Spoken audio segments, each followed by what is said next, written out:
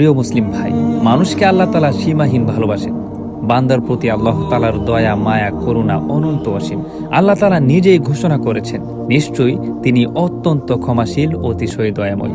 নিজের ভুল বুঝে আল্লাহর দিকে ফিরে আসা বান্দাই আল্লাহর কাছে অন্যান্য মর্যাদার অধিকারী।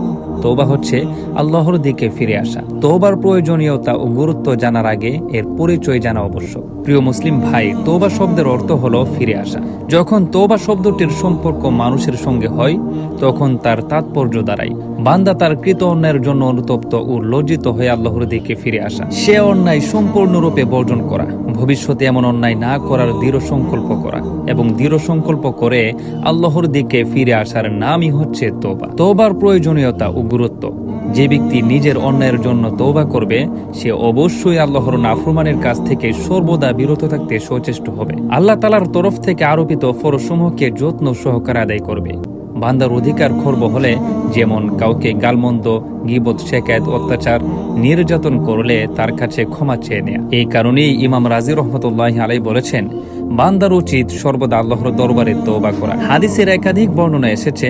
নাম্বার 1, হযরত আলী রাদিয়াল্লাহু তাআলা আনহুকে এক ব্যক্তি এমন একজন ব্যক্তি সম্পর্কে জিজ্ঞাসা করেছিল, যে গুনাহ করে তওবা করে, পুনরায় গুনাহ করে, আবার তওবা করে, আবার গুনাহ করে, আবার গুনাহের কাজে মশগুল হয় এবং আবার তওবা ইস্তেগফার করে। এরূপ করতে থাকা ব্যক্তির অবস্থা কি হবে? হযরত আলী রাদিয়াল্লাহু তাআলা আনহু বলেছেন, তার কর্তব্য হলো সর্বদা তওবা ইস্তেগফার করতে থাকা। কেননা তওবা ইস্তেগফার অব্যাহত থাকলে শয়তান ব্যর্থ হয়ে যাবে।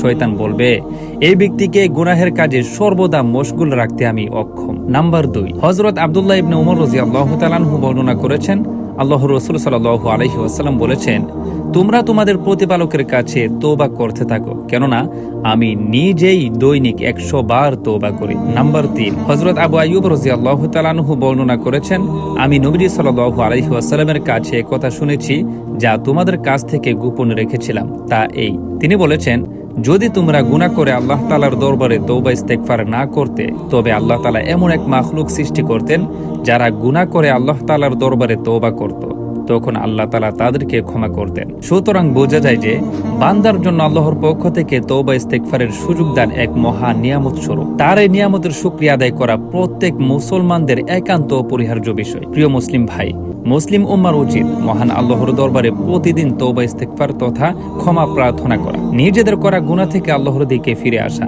নবীজি সাল্লাল্লাহু আলাইহি ওয়াসাল্লামের হাদিসের উপর আমল করা। প্রিয় ভাই আমার, আল্লাহ তাআলা সবাইকে তার মহান দরবারে ক্ষমা প্রার্থনা করার তৌফিক দান করুন, গুনাহ ছেড়ে আল্লাহর দিকে ফিরে আসার তৌফিক দান করুন।